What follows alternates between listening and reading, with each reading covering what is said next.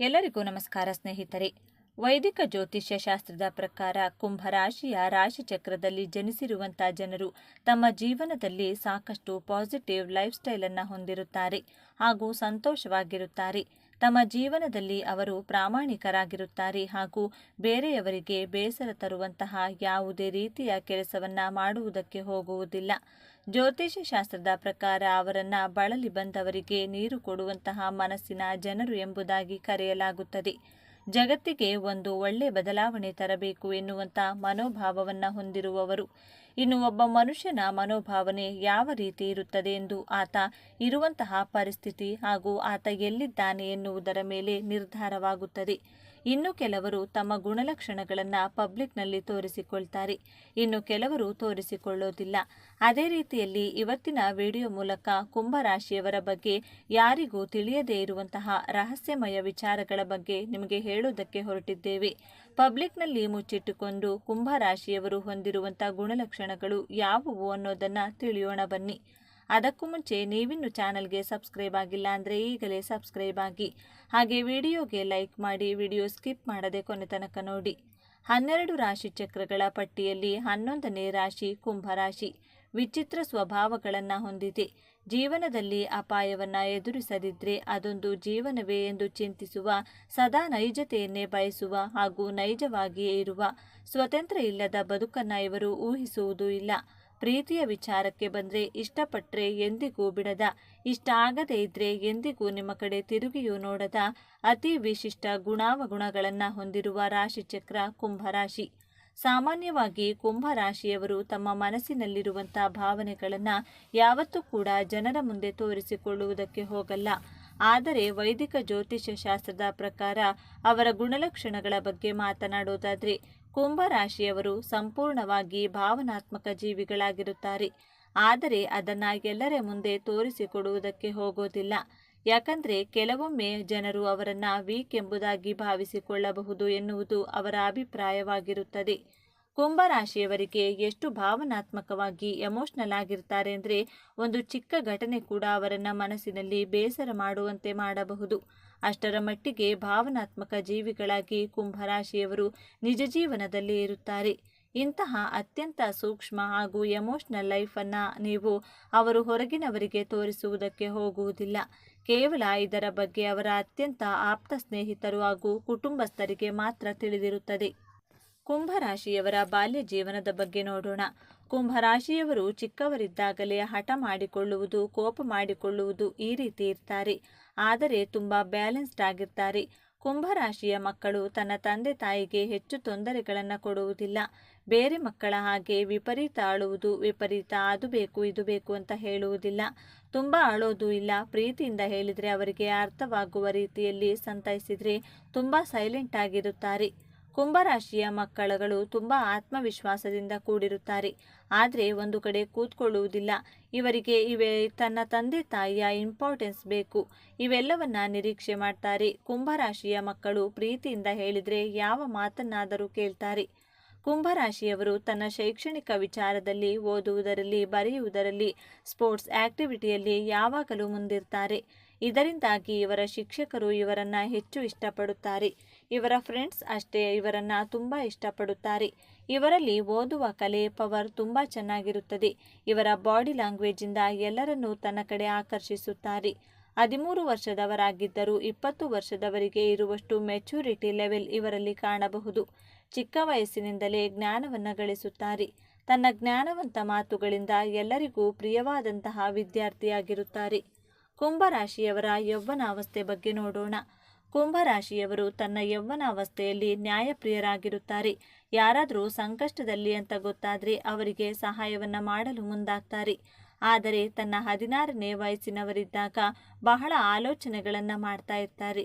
ಡಿಪ್ರೆಷನ್ಗೆ ಒಳಗಾಗ್ತಾರೆ. ಪ್ರೀತಿಯ ಕಾರಣಕ್ಕೆ, ಕೆಲಸದ ವಿಚಾರಕ್ಕೆ ತುಂಬ ಓವರ್ ಥಿಂಕ್ ಮಾಡ್ತಾನೆ ಇರ್ತಾರೆ. ಹಿತಮಿತವಾದ ಸ್ನೇಹಿತರಿರುತ್ತಾರೆ. ಕುಂಭರಾಶಿಯವರಿಗೆ ಯಾರ ಜೊತೆ ಸ್ನೇಹ ಮಾಡುತ್ತಾರೋ ಅವರ ಜೊತೆ ತುಂಬ ಗುಡ್ ಫ್ರೆಂಡ್ ಆಗಿ ನಡೆದುಕೊಳ್ತಾರೆ. ಪ್ರಾಕ್ಟಿಕಲ್ ಆಗಿ ಥಿಂಕ್ ಮಾಡ್ತಾರೆ. ಟ್ರಿಪ್ಗೆ ಹೋಗಲು ತುಂಬ ಇಷ್ಟಪಡ್ತಾರೆ. ಟೆಕ್ನಿಕಲ್ ನಾಲೆಡ್ಜ್ ಬಗ್ಗೆ, ಸ್ಪೋರ್ಟ್ಸ್ ಬಗ್ಗೆ ಹೆಚ್ಚು ಇಂಟ್ರೆಸ್ಟನ್ನು ತೋರಿಸ್ತಾರೆ. ಕಾಂಪಿಟೇಷನ್ನಲ್ಲಿ ಪಾರ್ಟಿಸಿಪೇಟ್ ಮಾಡ್ತಾರೆ. ಬಹಳ ಬುದ್ಧಿವಂತಿಕೆಯಿಂದ ಕೆಲಸ ಕಾರ್ಯಗಳನ್ನು ಮಾಡ್ತಾರೆ. ಕುಂಭರಾಶಿಯವರು ಬೇರೆಯವರಿಗೆ, ತನ್ನ ಸ್ನೇಹಿತರಿಗೆ ಸಲಹೆಗಳನ್ನು ಕೊಡ್ತಾರೆ. ತುಂಬ ಶೋ ಆಫ್ ಮಾಡೋಕೆ ಹೋಗಲ್ಲ. ಗುಂಪಿನಲ್ಲಿ ಹೆಚ್ಚು ಬೆರೆಯಲು ಇಷ್ಟಪಡುವುದಿಲ್ಲ. ತುಂಬ ಲಿಮಿಟೆಡ್ ಮತ್ತು ಸೆಲೆಕ್ಟಿವ್ ಫ್ರೆಂಡ್ಸ್ ಜೊತೆ ಮಾತ್ರ ಬೆರೆಯುವುದಕ್ಕೆ ಇಷ್ಟಪಡುತ್ತಾರೆ. ತನಗೆ ಮ್ಯಾಚ್ ಆಗುವಂತಹ ಸ್ನೇಹಿತರ ಜೊತೆ ಬೆರೆಯಲು ಟ್ರಿಪ್ ಹೋಗೋದಕ್ಕೆ ಇಷ್ಟಪಡ್ತಾರೆ. ಆದರೆ 24 ಗಂಟೆಗಳಲ್ಲಿ ತನಗೋಸ್ಕರ 1 ಗಂಟೆಯ ಕಾಲ ತನ್ನ ಜೊತೆ ತಾನೇ ಕಳೆಯಲು ಇಷ್ಟಪಡುತ್ತಾರೆ. ಆ ಸಮಯವನ್ನು ತನ್ನ ಜ್ಞಾನ ಕೌಶಲ್ಯಾಭಿವೃದ್ಧಿಗೆ ಸದುಪಯೋಗಪಡಿಸಿಕೊಳ್ಳುತ್ತಾರೆ. ಕುಂಭರಾಶಿಯವರ ವೃದ್ಧಾಪ್ಯ ಜೀವನದ ಬಗ್ಗೆ ನೋಡೋಣ. ಕುಂಭರಾಶಿಯವರಿಗೆ ವಯಸ್ಸಾಗ್ತಾ ಇದ್ದಂತೆ ಹೆಚ್ಚು ಹಠ ಮಾಡೋದು, ಕೋಪ ಮಾಡಿಕೊಳ್ಳೋದು ಈ ರೀತಿ ಮಾಡ್ತಾರೆ.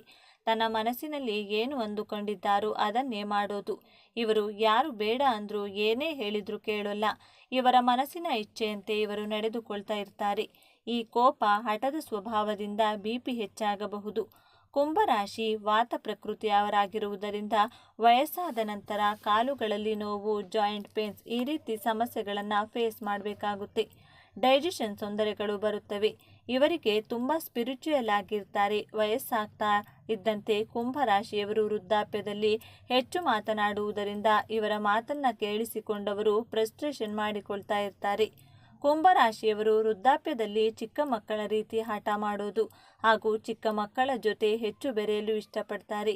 ಚಿಕ್ಕ ಚಿಕ್ಕ ಮಕ್ಕಳನ್ನು ಹೆಚ್ಚು ಪ್ರೀತಿ ಮಾಡ್ತಾರೆ. ಆಧ್ಯಾತ್ಮದ ಕಡೆ ಹೆಚ್ಚು ಒಲವನ್ನು ತೋರಿಸ್ತಾ ಇರ್ತಾರೆ. ಧಾರ್ಮಿಕ ಪುಸ್ತಕಗಳನ್ನು ಓದುವಂತಹ ಅಭ್ಯಾಸವನ್ನು ಬೆಳೆಸಿಕೊಳ್ತಾರೆ. ಕುಂಭರಾಶಿಯವರ ಮಕ್ಕಳ ಬಗ್ಗೆ ನೋಡೋಣ. ನಿಮ್ಮ ಮಕ್ಕಳು ತುಂಬ ಬುದ್ಧಿವಂತರು, ಚಂಚಲ ಸ್ವಭಾವದವರು, ಒಂದು ಕಡೆ ಕೂತುಕೊಳ್ಳುವುದಿಲ್ಲ, ತುಂಬ ಚುರುಕು ಸ್ವಭಾವ, ಆತುರ ಸ್ವಭಾವದವರು, ಟೆಕ್ನಿಕಲ್ ನಾಲೆಡ್ಜ್, ಮಾರ್ಕೆಟಿಂಗ್ ನಾಲೆಡ್ಜ್ಗಳನ್ನು ತಿಳಿದುಕೊಂಡಿರುತ್ತಾರೆ. ಕುಂಭರಾಶಿಯವರ ಮಕ್ಕಳು ದೊಡ್ಡವರಾದರೂ ಚಿಕ್ಕ ಮಕ್ಕಳ ರೀತಿ ಆಟ ಆಡಲು ಇಷ್ಟಪಡುತ್ತಾರೆ. ಕಮ್ಯುನಿಕೇಷನ್ ಫೀಲ್ಡಲ್ಲಿರ್ತಾರೆ. ಪೊಲಿಟಿಕಲ್ ಫೀಲ್ಡಲ್ಲಿ ತುಂಬ ಇಂಟ್ರೆಸ್ಟನ್ನು ಇಟ್ಕೊಂಡಿರ್ತಾರೆ. ಜೀವನದಲ್ಲಿ ಹೊಸ ಹೊಸ ವಿಚಾರಗಳನ್ನು ತಿಳಿದುಕೊಳ್ಳಲು, ಕಲಿಯಲು ತುಂಬ ಕುತೂಹಲಕಾರಿಯಾಗಿರುತ್ತಾರೆ.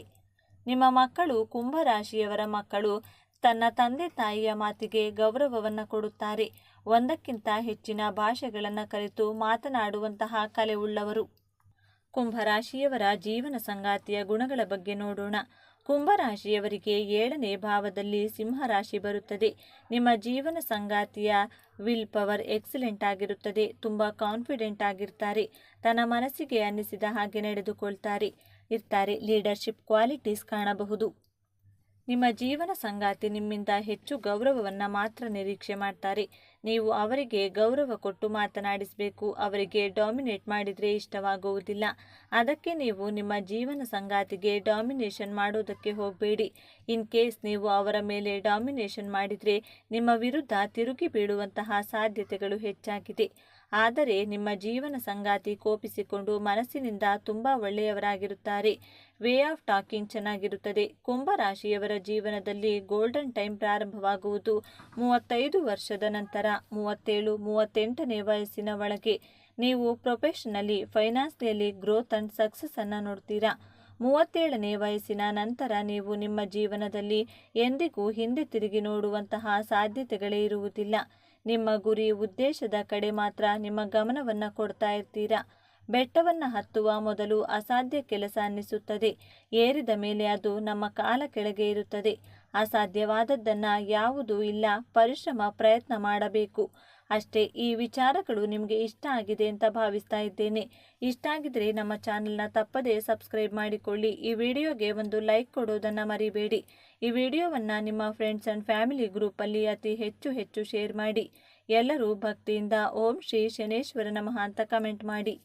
ಕುಂಭರಾಶಿಯವರಿಗೆ ದೇವರು ಸಹಜವಾಗಿಯೇ ಒಳ್ಳೆಯ ಅದೃಷ್ಟ ಕರುಣಿಸುತ್ತಾನೆ. ಕುಂಭರಾಶಿಯವರಿಗೆ ಅವರ ವೃತ್ತಿ ಜೀವನದಲ್ಲಿ ಯಾವೆಲ್ಲ ಸ್ವಭಾವಗಳಿರುತ್ತದೆ, ಯಾವ ಮನಸ್ಸು ಶುದ್ಧವಾಗಿದ್ದು ದ್ವೇಷ ಭಾವನೆಗಳಿಂದ ಮುಕ್ತವಾಗಿರುತ್ತದೆಯೋ ಆ ಮನಸ್ಸು ಕಷ್ಟದ ಸಮಯದಲ್ಲಿ ಯಾರ ಬೆಂಬಲವನ್ನು ಪಡೆಯುತ್ತಿದ್ದರೂ ದೇವರ ಶಕ್ತಿ ಒಂದಲ್ಲ ಒಂದು ರೂಪದಲ್ಲಿ ಅವರೊಂದಿಗೆ ಇದ್ದೇ ಇರುತ್ತದೆ. ಕುಂಭರಾಶಿಯವರ ಜೊತೆ ಪ್ರತಿ ಕ್ಷಣವೂ ಜೊತೆಯಾಗಿರುವಂಥ ಅದೃಶ್ಯ ಶಕ್ತಿಯ ಬಗ್ಗೆ ಈ ವಿಡಿಯೋದಲ್ಲಿ ತಿಳಿಸಿಕೊಡಲಿದ್ದೇನೆ.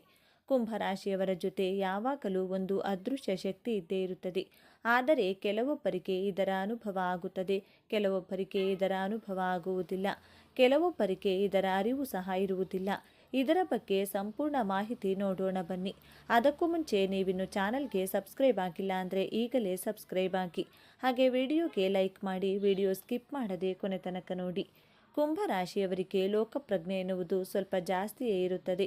ಲೋಕಪ್ರಜ್ಞೆ ಅಂದರೆ ಇದರ ಬಗ್ಗೆ ಹೇಳೋದಾದರೆ, ಕುಂಭರಾಶಿಯವರಿಗೆ ಪ್ರಪಂಚದಲ್ಲಿ ಏನೆಲ್ಲ ಆಗ್ತಿರುತ್ತದೆ ಈ ವಿಚಾರವನ್ನು ತಿಳಿದುಕೊಳ್ಳುವಂತಹ ಆಸಕ್ತಿ ಈ ರಾಶಿಯವರಿಗೆ ತುಂಬಾ ಜಾಸ್ತಿ ಇರುತ್ತದೆ ಎಂದು ಹೇಳ್ಬೋದು. ನಿಮ್ಮಲ್ಲಿ ಜೀವನವನ್ನು ಜೀವಿಸುವಂತಹ ಚೈತನ್ಯ ಜಾಗೃತಗೊಳ್ಳುತ್ತದೆ. ಪ್ರತಿಯೊಬ್ಬರ ಜೀವನದಲ್ಲಿಯೂ ಕಣ್ಣು ತುಂಬಿಕೊಂಡಾಗ, ಮನಸ್ಸು ದುಃಖಿಸಿದಾಗ, ನೀವು ಭಾವನಾತ್ಮಕವಾಗಿ ಒಂಟಿ ಅನಿಸಿದಾಗ, ಜೀವನದಲ್ಲಿ ನನಗೆ ಯಾರೂ ಇಲ್ಲ, ನಾನು ಒಬ್ಬಂಟಿ ಅನಿಸಿದಾಗ ಪ್ರತಿಯೊಬ್ಬರಿಗೂ ಈ ರೀತಿ ಒಂದು ಕಷ್ಟದ ಪರಿಸ್ಥಿತಿ ಎದುರಾಗುತ್ತದೆ. ವಿಜ್ಞಾನದಲ್ಲಿಯೂ ಇದಕ್ಕೆ ಉತ್ತರ ಸಿಗುವುದಿಲ್ಲ. ಆದರೆ ಲಾಜಿಕಲಿ ಎಲ್ಲ ಬಾಗಿಲುಗಳು ಮುಚ್ಚಿ ಹೋದಾಗ ನಿಮ್ಮ ಎಲ್ಲ ಪ್ರಶ್ನೆಗಳಿಗೂ, ಮನಸ್ಸಿನ ದುಃಖಗಳಿಗೂ ಒಂದು ದಿವ್ಯ ಅದೃಷ್ಟ ಶಕ್ತಿ ಕಾಣಿಸುತ್ತದೆ. ಹೇಗೆ ನಮ್ಮ ಜೊತೆ ಅದೃಶ್ಯ ದಿವ್ಯ ಶಕ್ತಿ ಅಡಗಿದೆ ಎಂದು ಗುರುತಿಸೋದಾದರೆ, ಆ ಅದೃಶ್ಯ ಶಕ್ತಿ ನಿಮ್ಮನ್ನು ಸೋಲಲು ಬಿಡುವುದಿಲ್ಲ, ಸಾಯಲು ಬಿಡುವುದಿಲ್ಲ, ಕುಗ್ಗಲು ಬಿಡುವುದಿಲ್ಲ. ಬದಲಿಗೆ ಜೀವನದಲ್ಲಿ ಹೊಸ ಅಧ್ಯಾಯವನ್ನು ಪ್ರಾರಂಭಿಸುತ್ತದೆ. ನೀವು ನಿಮ್ಮ ದುಃಖದಲ್ಲಿ ಮುಳುಗಿ ಹತ್ತು ನಿದ್ದೆ ಮಾಡಿದಾಗ ಬೆಳಿಗ್ಗೆ ಎದ್ದ ತಕ್ಷಣ ನಿಮ್ಮ ಜೊತೆ ಧೈರ್ಯವಿರುತ್ತದೆ, ಹೊಸ ಸ್ಫೂರ್ತಿ ತುಂಬಿರುತ್ತದೆ. ಎರಡನೆಯದಾಗಿ, ನೀವು ಒಂಟಿಯಾದಾಗ ಕುಗ್ಗದೇ ಇರುತ್ತೀರಿ ಮತ್ತು ಫಿನಿಕ್ಸ್ ಪಕ್ಷಿಯಂತೆ ಬೌನ್ಸ್ ಬ್ಯಾಕ್ ಆಗುತ್ತೀರಿ. ಮೂರನೆಯದಾಗಿ, ತಪ್ಪು ನಿರ್ಧಾರಗಳನ್ನು ತೆಗೆದುಕೊಳ್ಳುವ ಮುಂಚೆ ಯಾವುದೋ ಒಂದು ಶಕ್ತಿ ನಿಮ್ಮನ್ನು ತಡೆದು ನಿನ್ನ ಈ ನಿರ್ಧಾರ ಸರಿಯಿಲ್ಲ ಎಂದು ನೀವೇ ಹಿಂದೆ ಸರಿಯುತ್ತೀರಿ.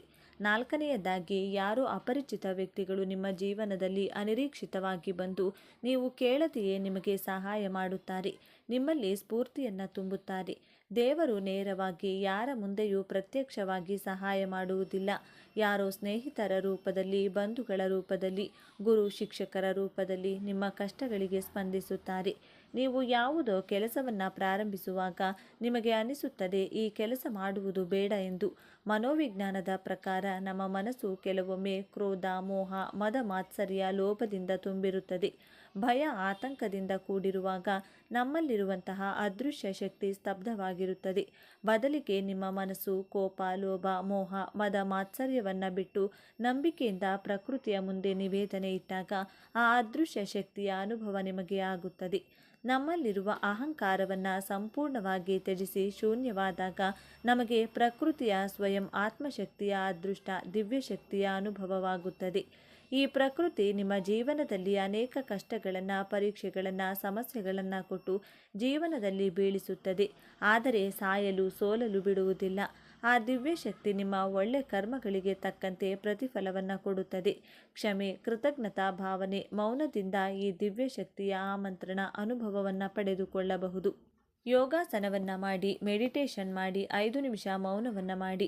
ಮೌನಕ್ಕೆ ತುಂಬ ಶಕ್ತಿ ಇದೆ. ನಿಶ್ಶಬ್ದವಾಗಿ ಕುಳಿತುಕೊಳ್ಳಿ. ಬೆಳಿಗ್ಗೆ ಹಾಗೂ ರಾತ್ರಿ 5ರಿಂದ 10 ನಿಮಿಷ ನಿಶ್ಶಬ್ದವಾಗಿ ಕುಳಿತುಕೊಂಡು ನಿಮ್ಮ ಉಸಿರಾಟವನ್ನು ನಿಧಾನವಾಗಿ ಗಮನಿಸಿ. ರಾತ್ರಿ ನಿದ್ದೆ ಮಾಡುವ ಮೊದಲು ಈ ಪ್ರಕೃತಿಗೆ ಧನ್ಯವಾದಗಳನ್ನು, ಕೃತಜ್ಞತೆಗಳನ್ನು ತಿಳಿಸಿ. ಅದೃಶ್ಯ ಶಕ್ತಿ ಪ್ರತಿಯೊಬ್ಬರಲ್ಲಿಯೂ ಇದೆ. ಆದರೆ ನಾವು ಆ ದಿವ್ಯ ಶಕ್ತಿಯನ್ನು ಜಾಗೃತಗೊಳಿಸಬೇಕು. ಜಾಗೃತಗೊಳಿಸಿದರೆ ಜೀವನದ ಕಷ್ಟಗಳು ಕಠಿಣವಾಗಿರದೆ ನಿಮ್ಮ ಆತ್ಮವಿಶ್ವಾಸವನ್ನು ಹೆಚ್ಚಿಸಿ ಬದುಕುವ ಇಚ್ಛೆಯನ್ನು ಜಾಗೃತಗೊಳಿಸುತ್ತದೆ. ನಿಮ್ಮ ಆತ್ಮವಿಶ್ವಾಸವೇ ನಿಮ್ಮನ್ನು ಸೋಲಿಸಲು ಬಿಡದೆ ಗೆಲ್ಲುವ ಛಲ, ಆತ್ಮತೃಪ್ತಿಯನ್ನು ತಂದುಕೊಡುತ್ತದೆ. ನಿಮ್ಮ ಕಾರ್ಯಕ್ಷೇತ್ರಕ್ಕೆ ಸಂಬಂಧಿಸಿದಂಥ ಪುಸ್ತಕಗಳನ್ನು ಓದಿ. ನಿಮ್ಮ ಕೌಶಲ್ಯಗಳನ್ನು, ಜ್ಞಾನಗಳನ್ನು ಹೆಚ್ಚಿಸಿಕೊಳ್ಳಿ. ಮೊಬೈಲ್ ಬಳಕೆಯನ್ನು ಆದಷ್ಟು ಕಡಿಮೆ ಮಾಡಿ. ಒಂದು ಉತ್ತಮ ಪುಸ್ತಕ 100 ಗೆಳೆಯರಿಗೆ ಸಮವಾಗಿರುತ್ತದೆ.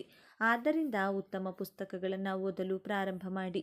ನಿಮ್ಮ ಜ್ಞಾನ, ಕೌಶಲ್ಯ, ಆತ್ಮವಿಶ್ವಾಸವನ್ನು ಹೆಚ್ಚಿಸಿಕೊಂಡ್ರೆ ಕಷ್ಟಗಳು ತೃಣದಂತೆ ಕಾಣಿಸುತ್ತವೆ. ಜೀವನ ಬಹಳ ಸುಂದರವಾಗಿರುತ್ತದೆ. ನಿಮ್ಮ ಸುತ್ತಮುತ್ತಲೂ ಉತ್ತಮ ನಕಾರಾತ್ಮಕ ಆಲೋಚನೆ ತುಂಬಿರುತ್ತದೆ.